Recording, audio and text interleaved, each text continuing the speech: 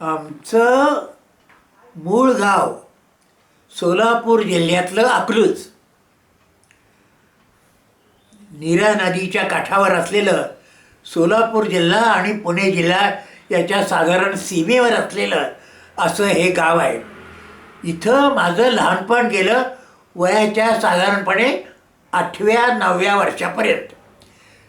तिथल्या दिवाळीच्या आठवणी आता फारशा आठवत नाहीत, पण नंतर आम्ही 8व्या वर्षात मी आणि माझी भावंड आम्ही सगळे वडिलांच्या वकिलीच्या निमित्ताने पंढरपूरला आलो आणि पंढरपूरला स्थायिक झालो. तेव्हापासूनची पुढची दिवाळी ही मला आठवते. त्या दिवाळीचं जे वैशिष्ट्य मोठं होतं की एक मोठी गोष्ट होती त्याच्यामध्ये की आईचे फार मोठे कष्ट त्याच्यामध्ये असायचे.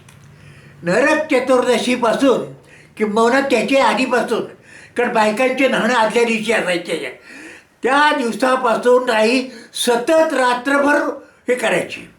घरात दुसरी सोय काही नव्हती, त्यामुळं हांडा तापवलेला असायचा, लाकडं लावलेली असायची, रात्रभर धरे आणि आई रात्रभर जागी असायची आणि पाणी जे तापायचं आणि मग पहाटे आम्हाला उठवायचं. तोपर्यंत आम्ही पोरं झोपलेली असायची. आणि दुसरं म्हणजे आमच्या घरामध्ये पोरवळा खूप मोठा होता. आम्ही 9 भावंड एकूण.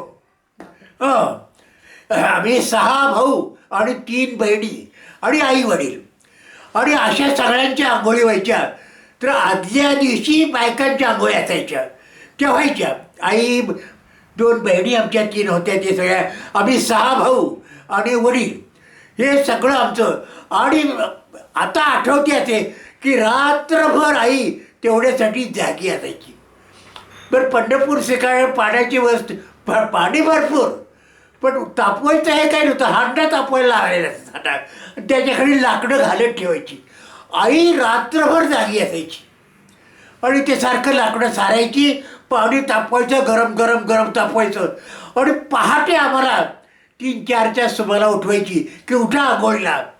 आणि त्यावेळेला आम्ही झोपलेलं असायचो, उठायला नको वाटायचं. उठायचं, लवकर आंघोळी करायचे, नरक चतुर्दशी आहे हे सगळं माहिती असायचं, पण इतके पिंगुळलेले असायचे आम्ही, नको वाटायचे. पण मग उठवायचं सगळंच.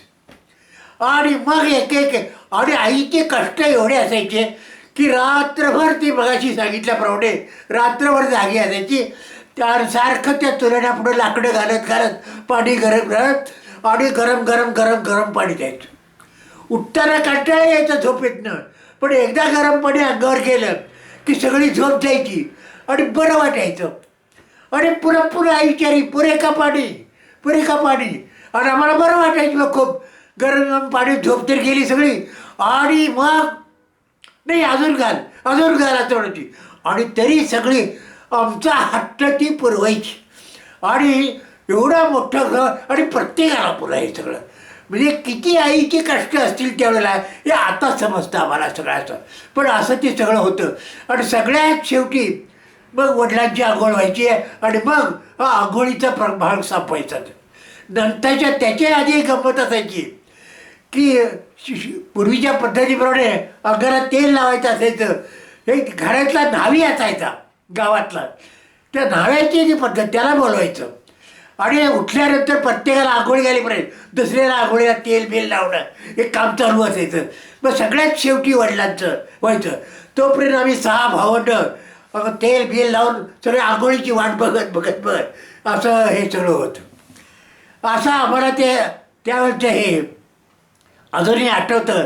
आणि मुख्य आठवतात ते आईचे कष्ट खूप होते आणि रात्रभर ती कशी जागी असायची याच्या आठवणी आज येऊन आज फार विशेष वाटतं. आज याच्या असा एक भाग आहे. आमच्याकडे आणखी एक गंमत दिवाळीची त्या निमित्ताने सांगायची की पंढरपूरला दिवाळीच्या निमित्ताने मोठं वाळवंट आहे, त्यात लढाई आहे, चालायची लढाई. पंढरपुरामध्ये याचे 2 भाग फार जुन्या काळापासून होते. त्याला कलगीवाले आणि तुरीवाले असे 2 भाग व्हायचे. आम्ही सुरुवातीला राहत होतो ते कलगीवाले भागात राहत होतो, एक भाग पंढरपूरचा. आणि नंतर ती जागा सोडून दुसरीकडे राहायला त्या तुरीवाल्याच्या ह्याच्यामध्ये. पण त्या दोघांमध्ये 2 भागात जरा चुरस असायची. बरं का, एकमेकाला शिव्या देणं, एकमेकाची टिंगल करणे, असं सगळं असायचं. आणि कलगीवाले आणि तुरीवाले यांची दिवाळीच्या वाळवंटामध्ये लढाई असायची. लढाई खरोखर. आणि लढाई म्हणजे काय तर मोठमोठे कवठं असायची, कवठं रिकामी रिकामी केलेली सगळी, आतलं हे सगळं काढून त्या रिकाम्या काठामध्ये दारू भरायची सगळी. ती दारू भरलेली कवट्याची असे हे सगळे असायची. आणि तो आमचा लहानपणी उद्योगच असायचा. तालमी होते पंढरपुरात, तालमी खूप. प्रत्येक तालमीचं वैशिष्ट्य असं, तिरुवाल्याकडे काही तालमी, कणगीवाल्याकडे काही तालीम, आणि त्याच्यामध्ये ते रिकाम्या ह्या ज्या असत कवठ्या असत त्यात दारू भरायची. मला आठवते आम्हाला बोलावलं असेल पोराला, दारूचा ढीग असं ठेवलेला. दारू म्हणजे कोरडी दारू जी असते ती त्या कोरडी दारू त्या ह्याच्यामध्ये रिकाम्या कवठ्यात भरायची. नारळ असायचे, नारळ जे असतात ते नारळ रिकामे केलेले त्यात भरायचे. आणि ते कुचावं लागायचं. अरे घट्ट कुचवलं पाहिजे, नुसती नाही करायची, घट्ट करा. पण तालमीतले लोक बोलायचे, मग आम्ही जोरात जोरात कुचून अशी पोरं लावायची सगळी, आणि घट्ट अशा दारू व्हायची. आणि ती दारू तालमीत त्या लोकांनी तयार केलेली याची जी एक एक कवठं किंवा एक गळ, आणि ती ओढवायची वळवंटामध्ये. इकडं कलगीवाले, इकडं तुरीवाले, आणि एकमेकांच्या अंगावर फेकायची असते. अशी दारूची लढाई अनेक वर्षे चालली होती. ती पुढं ती बंद पडली, सरकारने बंद केली. पण तोपर्यंत ही लढाई फार बघण्यासारखी. 3 दिवस लढाई असायची.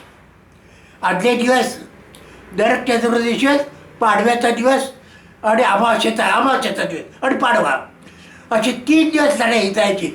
आणि सगळ्या जवळपासच्या याच्यातून लोक आलेले असायचे. संबंध घाटच्या घाट सगळे भरलेले लोकांनी लढाई बघायला म्हणून सगळे.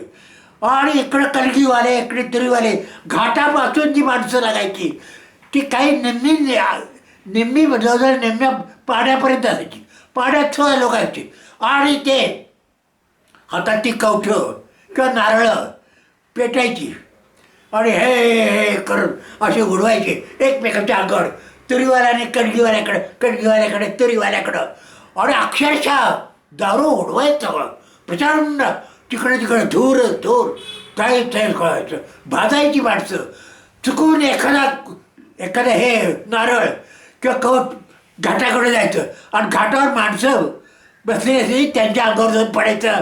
काही जखमा व्हायच्या, काही डोकं भिजायचे, केस जळायचे, नारात तारेच घोटायचे, असे तारायच्या. पण माणसं इतके बेतात त्याची, दोन्ही नारळ हातामध्ये घेऊन पेटलेले हे करत एकमेकांच्या अंगावर.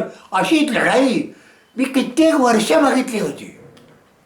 एकदा तर मला असं आठवते की आम्ही लढायला अवकाश आहे, दिवाळीचं पंढरपूर आलो, पुण्यावर आलो होतो. चौघं मित्र म्हणून आम्ही आपल्या वाळवंटात जाऊ आता थोड्या वेळा करून अंधार पडला, आणि एकदम बघतो तर लढाई सुरू झालेली. किती वेळ गेला, आणि इकडं तुलवायला इकडं करून जेव्हा ते पेटले सगळं दिसलं ते पळापळ झाली. तुम्हाला सांगतो सगळं असं हे लढाई, हे पंढरपूरचं वैशिष्ट्य होतं सगळं. तिचे पुढं सरकारने ती बंद केली मग, कारण लोक भाजायचे भयंकर.